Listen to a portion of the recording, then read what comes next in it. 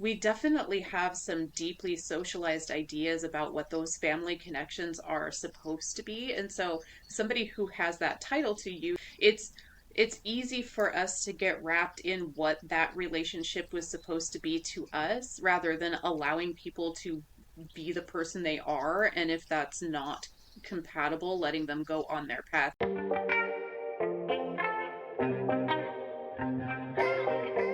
Welcome, everybody, to Spirituality. I am pleased, as always, to have my good buddy and colleague Joanna back on the show. How is it going, Joanna? It's great. How are you, Kat? I'm doing good. Today, we were going to talk a little bit about toxic traits, toxic beliefs, toxic relationships. We were discussing how a lot of that comes up a lot. It comes up a lot in tarot readings and a lot of spiritual circles about how to recognize toxic beliefs or toxic energy connections and how to clear those out and how to start moving through them. So, what do you think, Joanna? What are some of the signs or the symptoms of a toxic energy entanglement, do you think?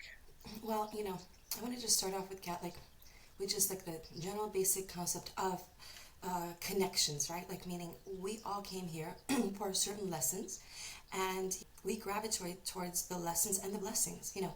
Sometimes you feel a connection with somebody, either a friend or a partnership or anything or anybody, even location, right? And you feel a pull, and sometimes after said and done, you realize that that maybe connection is quote unquote toxic or is your lesson. That's what I like to call it. And when you realize that it's not serving you and it's actually harming you, you realize that, but you still stick to that lesson because you're not finished with it. One of the signs that you notice that it's a toxic one is you don't feel aligned. You just feel quote you're just unhappy, just not happy, right? I mean that's the basic. They're kind of making you feel it's not so much the contrast of who you are, but it's like you have certain things that your soul is aligned with. That it believes it, and when it's going into contrast and it's going against your like soul and morals and views and everything else, but it's more of a way where it's actually bringing you down and making you feel bad about yourself or the world or your situation, that's not serving you. So that's a sign that I'd say that is something that you shouldn't stick around with. What do you think, Kat? Definitely, I think that I think I'm understanding what you're saying is that like oftentimes we are attracted to a situation, like a job situation or a partnership situation, um, in order to show us something about ourselves. I think that's what you're with the Mm-hmm. lessons, sometimes there's a learning step on the journey in order to really push us to the next level or set ourselves free spiritually. So I feel like I understand that like some relationships start off being part of the lesson plan. And then I think that we kind of, how do I say this? The human ego personality kind of gets stuck in a pattern or a cycle. It becomes habitual. We kind of end up with our lives on autopilot a little bit. And so I think sometimes we end up staying in situations or partnerships, a job or a person or, even like a toxic back and forth. It can be even with family, just the energy of something like that for longer than we should or than we really need to learn the lesson because it becomes habitual. And I do know that for a lot of people those situations end up being financially, we there's a lot of lack mentality in the world, there's a lot of lack mindset, and so it's easy for us to start having a toxic situation with our own beliefs, like I have to have this job, I need the money, rather than thinking about beginning to manifest a new job situation, or I need to stay with this person, we share a household, and there's I think that we get ourselves caught up manifestationally in our own energy sometimes, believing that it's easier to stay in a situation than it would be to try and move on from it. And I think that also that's when the energy of a situation really turns toxic, is when it's no longer beneficial or serving anybody in this situation, but because of our own limiting beliefs about ourselves and what we're capable of, we remain in situations for longer than we really needed to for the lessons. Yeah, Kat, I definitely could understand and agree because I was in that situation myself. I was married and now divorced, and I stayed in the relationship because we had a child. So you do sacrifice almost yourself everything, mental state, finances, thinking, because at the time, we decided for me not to work and just take care of the baby. And yeah, it's exactly it. You stay for until you had beyond enough, really get to a point. And like, and some people, if they can leave before getting to that point, then, amazing, great for you, God bless. But most people have to get to a point to actually release that, because that's when they get to a point of their lessons, and sometimes you could work on things and fix things depending on the situation. If both partnerships and or even job wants to work it out with you, and let's say go to counseling and different things, because not everything that's you know is quote unquote say toxic can't be resolved. There's certain things that you can fix and resolve, but it has to be two people who have to be on the Mhm. same page wanting to fix it. That's the biggest thing. And if they don't, then it's time to walk away. A job, a relationship, anything, even a place where you live. I do think that it's something that a lot of people who are on a spiritual pathway, a spiritual journey, go through at some point or another, just because as we shift the way we look at things, as we grow spiritually and we start to look at the world and ourselves and our connection with source in a different way, our relationships and the way that the people maybe that we were previously brought into our lives through attraction or work situations or whatever it is are no longer a match. I know that for me it's interesting to I never noticed for a large part of my life just how negative and toxic some people really are. Um, but as people go through their awakening journey and as people are, ascending through their own consciousness, you really start to notice how toxic that energy can be. And it's amazing how fast you'll find that certain situations or with certain people or jobs or whatever, it's no longer a match. It's like you can't even understand what they're saying or understand their vibe anymore. So I do think it's something that a lot of people on a spiritual path do go through at some point, is the need to release things that are no longer serving us, for sure. Absolutely, Kat. And that's the hardest part, isn't it? Like the letting go. Like, once you're in it, it's the habit, like you said, like you're used to this person, even used to the toxic ways. This is, in a sense, it's kind of like the sick part, but this is how we work as human beings. It's like we work on habits. When we get used to something, like I know a friend of mine who ended up leaving this person, said, but I'm just so used to it. I'm just so comfortable with him. But the toxicity became that comfort, and that's not good. But she realized it is, but it was so hard to step away from them because, like you said, Kat, like when you start ascending, then you realize, holy this, like, I don't feel good around this person anymore. I really don't. I don't get them. We don't speak the same language. It's so different. When you get to that point, you have to realize it's you to walk away and save yourself, because it's only going to go downhill unless they want to work it out with you, and that's the exception. But otherwise, you are dragging yourself down, and it's better, in my opinion, to be alone and to be happy and work on your own happiness than to be with somebody, anybody, even work environment, because we only live once. This is your life. Like, you don't want to be stuck in a place, God only knows how long, unhappy, really. Whatever it is, if it's a place you live, a relationship, a job, a state of mind, really walk away from it. And yeah, you might have to transition, and it might not be comfortable or feel nice, but you'll get through it, you know? So, Right. I think it can help too to, like, when we find ourselves in a situation like that, because as you mentioned, like sometimes a situation can feel toxic, but it doesn't mean it has to stay that way. There can be ways to transmute that to come to a new understanding. I think it can really help to, how do I say this well, work on perhaps some of the toxic beliefs we have about ourselves, and then some of the toxicity in the relationships dissipate. And what I mean by that is working on believing that you can have a better life, you can have a better relationship, you can find a different job, you starting to imagine what life can be like or what you do actually want.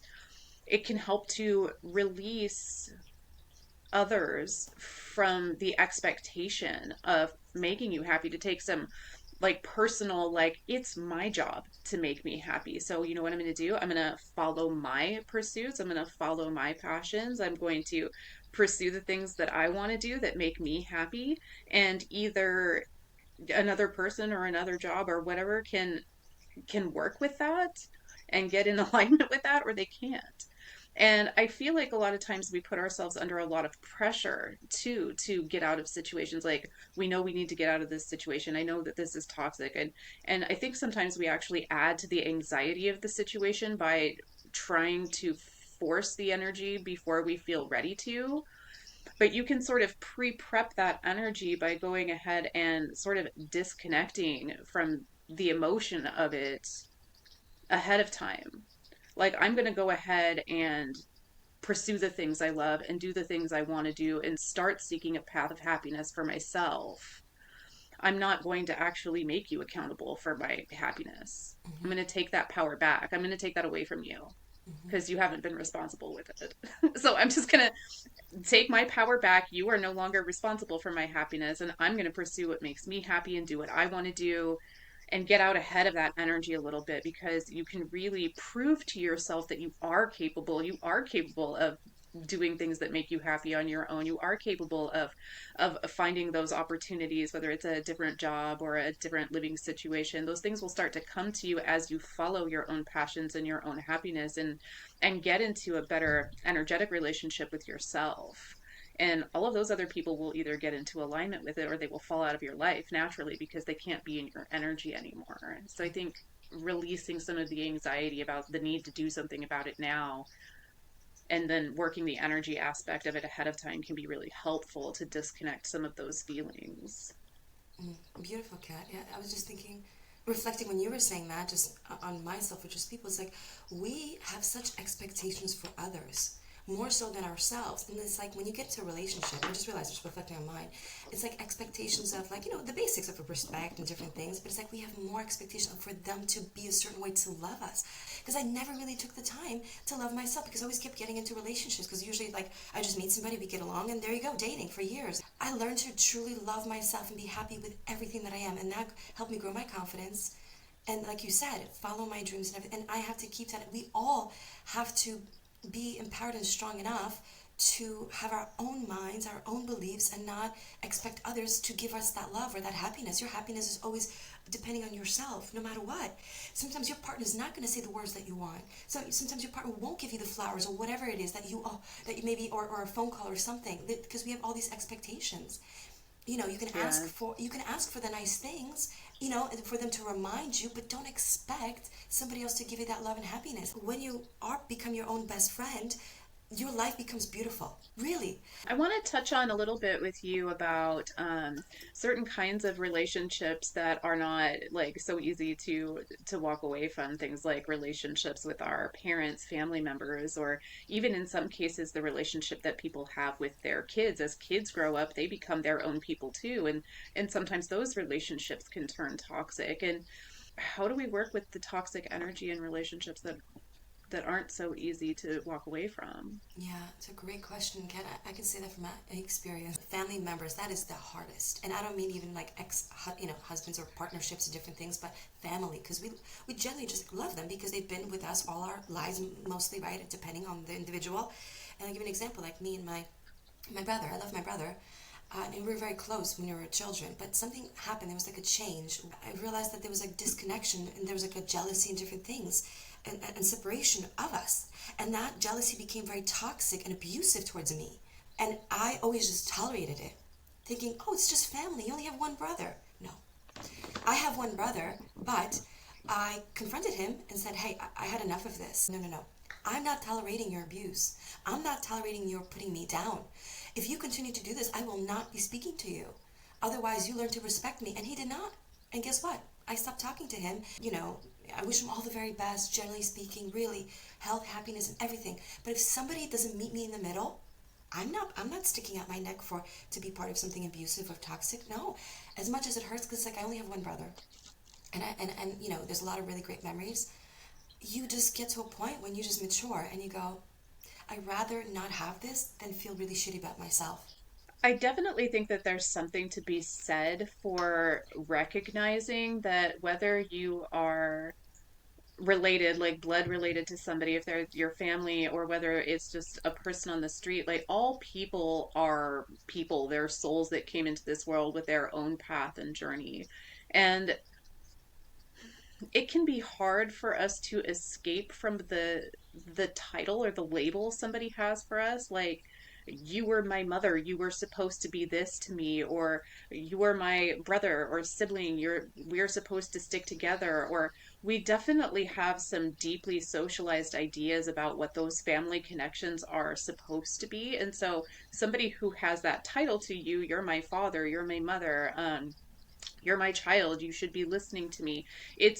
It's easy for us to get wrapped in what that relationship was supposed to be to us, rather than allowing people to be the person they are. And if that's not compatible, letting them go on their path, like respecting their soul path as a human. I think that it honesty is always the best policy. So if it's hurtful or harmful, like what you did is completely appropriate, you got to put your foot down. But there's also a part of it that says, you know what, I'm going to let you go in peace. I'm going to let you go in love. This is your soul path. This is who you came into this world as. And I'm going to release you at this time from whatever label I had put on you, whatever I thought that relationship was supposed to be for me, and let you go on your way and let you live your life and learn your lessons and be a human in the world. And I think that can be a very healing thought process, is everybody is a soul on their own journey. So it's okay for you to go about your business, to go on with your life. I'm gonna release you from that expectation that I had, because it's not working for me. And I think that can help to think of it in that way, to take a bit of a broader perspective on everybody's soul path as a human. That's beautifully said because it's so true because we label mom as a mom. What is a mom supposed to do? And if that mom Mm-hmm. like doesn't fit that criteria, oh she's supposed to do this. It's almost like the expectations. A mom is supposed to do this and this. Well, there's all kinds of moms, and your connection with your mom is all individual. Some moms you're very close with and like sisters or whatever, and other ones you're not. It's not right or wrong. It's just the connection you have. And I was kind of hard on myself with that too because I was thinking, oh, it's my brother. I really want to have a really great bond with my brother and connection, just be there, like almost, like, oh, for each other and all this stuff. But he wasn't there for me in the way that it's not the expectation. It's like when you give so much of yourself and that person just doesn't meet you in the middle, then you actually start to feel really like empty inside. That part of it is actually not filling your cup and it's actually making you depleted. And I didn't realize that until I was listening to all these like spiritual stuff they say too. Like you said, step away, because I put a label on him saying he's my brother. We're supposed to be there for each other, and even if we're not, well, I'm still supposed to be there for him as a sister. Well, if he gets to a point of like too much, and it's brother, dad, mom, whoever, cousins, auntie, oh, even your pet, I don't know, and that's the thing is like, just because let's say you want your mom in your life. Example, I love my mom. This is not an example for me, but somebody out there maybe, mom in their life, but the mom is very, I don't use the word abusive, just very negligent, abusive. All these words we can label to it, just not the kind of mom that you want and that actually need, and you're feeling really horrible having the connection with her and it's putting you down. Then it's better, like you said, to detach and going, I love you, but because of this situation, I cannot be in your life at this time. And you could block them, not block them, to each their own, right? But all I want to say is I've realized in my life that stepping away from whoever or whatever it is that is making me feel bad and really depleted inside, you want to say energetically, spiritually, mentally, walk away. As hard as it is, and it kind of puts a little hole in your heart in the beginning. You feel a little like, oh, like, you do because you're human. But in the end, after you do and you start to heal that part, go, wow, I actually feel better. Is the empowerment. And then you actually feel more empowered, like more like, yes, I can stand up for myself. I can stand up for myself and I know what I deserve and I'm not going to put up with that. And you feel like really stronger and you build yourself up from that. And you realize what you're Mm-hmm. not going to tolerate, you know? For sure. Do Yeah. you think a lot of, because I was just, this just kind of popped into my mind as we were talking about this. Do you think that a lot of the wounding that we carry on into our lives is related to the labels that we put on, like what people were supposed to be to us, the labels and the expectations that we placed on other people. Because I kind of feel like, if we look back into, at least if I look into my own, past and my own things that I've worked through and healed, a lot of that was the labels of the way I wanted things to be that weren't. You were supposed to be my father, or you were supposed to be my boyfriend, or all of those types of whatever my expectations were on somebody else, the way I wanted somebody else to be as opposed to who they actually were. And then I carried it forward for many years in my life as if I was wronged, and it was causing a lot of hurt and trauma responses moving forward into new relationships with other people. And until I started thinking about, the fact that those were all of my expectations on someone else. And it was never really that soul's obligation to fulfill my expectations. It's always a soul's obligation to fulfill their own expectation and their own journey. um, that I was really able to release some of that, uh, and heal properly by letting go of those labels. Do you think that the labels that we put on people and the expectation is kind of a source of some of the wounding that we wind up going through? Absolutely, Kat. And I know as a hypnotherapist, like, absolutely. Let me tell you, like, our beliefs, meaning your belief of what that person is to you and their label of what you, only you believe, because we make up our own minds as humans. Our environment, our beliefs, our environment, and all these elements create the vision of what we think that person is, should be, is not. Like, let's say you could look at one individual and you could think of whatever you want about him, and I could look at the same individual and have a different perspective. Depends on my expectation, our connection, all these things. And I think the more that we detach from the societal, our own individual, the one, environmental beliefs of the person. The person is just meant to be a human to experience everything, but don't tolerate bad behavior. The number one thing I want to just address is communication is key for everything in life. I mean, freaking everything. Communication in business and jobs and family, even to your pet, right? Sit. I mean, they won't know to sit until you tell them, right? So it's like communication with everything. If there's something that you feel lack of in the relationship or the job, you have to speak up. You have to speak up. They're not mind readers. We're going to get there eventually in humanity. We're going to read minds, but we're not there yet. I want to ask you, for people who have recognized that they're in a toxic situation, or a situation, a relationship, that no longer serves them, and they're trying to, and or they've moved out of that situation, but it's like there's that residual energy, that heart tug, that wounding that's still there. What do you think are some of the best ways people can begin to release that energy, let it go, or start to move through that healing process? Let's say it's a relationship, right? And you decide to really, like, just be all done with it. There's two ways, two different, I would say two different personalities, but there's a personality where they're fine to be there by themselves, and they need it, and they want, and they desire to be by themselves. They don't want anybody else after that. They just want to focus on them. They had enough. They're drained, and they just need to maybe focus on things that make them happy. But something enjoyable, anything that makes you feel good. Exercise, meditation, drawing, painting, all these hobbies that you enjoy to do, even just talking, something that engages your brain for happiness. And there's a second personality where they can't be alone after that. They need some support because it's just the way that they're made. And it's absolutely fine. There's no judgment. There's all these things that we can do in ways to maneuver through it. But the number one thing I just want to mention is just to do what makes you feel just more empowered and happy. Really, it's the small things to get your mind off of it. Because I know people get stuck in thinking about all the happy stuff with that person. I miss them. They're there from the habit. Don't forget about the bad stuff. I think you should literally write a list for yourself, and every single time you want to get back with this person, write down reasons why you want to get back with this person and reasons why you don't. Like, I think people forget reasons why they don't want to get back with that person. Yeah, I always think writing is very therapeutic, especially if you can just get into the flow of things and write stuff down. You almost always go back and read over it and go, wow, this was so obvious. I don't know why I didn't notice it before when I was just thinking it, rather than like when somehow the exercise of writing something out is really beneficial and helpful. One of the things I did when I was healing through past wounding from relationships, for myself, was I went through and wrote myself a list, just honoring my experience. Like I went through these feelings and I appreciate the journey because I know that that's why I'm where I am now, but I've already felt these things and so I don't need to feel them anymore. I'm ready to feel something else.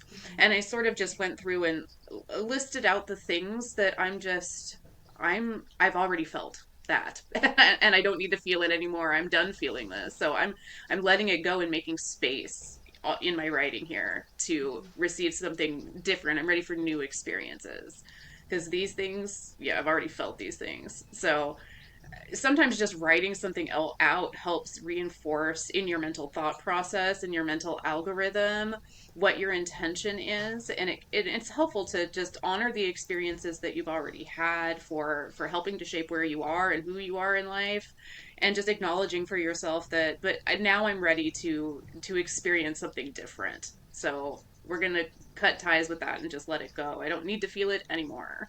Exactly, Kat. I think to be kinder to ourselves and our experiences, because we could be really tough on ourselves. Like when I reflect back on my life, there's so many times I was just like, how stupid can you be? You got in this relationship, or it's just like stuff like that. And then like I'm like, why did you even say that to you? You weren't stupid. You felt a connection, this and that, and maybe you didn't go with the red flags or something, and maybe now you know to watch out for and this and that, and take more time and go slower or something. Age is the fine wine. It really teaches you everything, right? Wisdom. And I learned just to be kinder to myself, and like you said, and just go, you know what? It was just an experience. It's okay. Didn't work out. It's all good. I learned. Thank you very much. And moving on. Exactly. Well, thank you so much for being here. As always, Joanna, I love having our chit chats. Thank you guys so much for being here. Drop a comment. Let us know, how do you work through toxic situations and releasing energies and beliefs for yourself. We would love to hear it. Thank you for being here, and we will see you guys next time on Spirituality. Thank you. Bye, guys.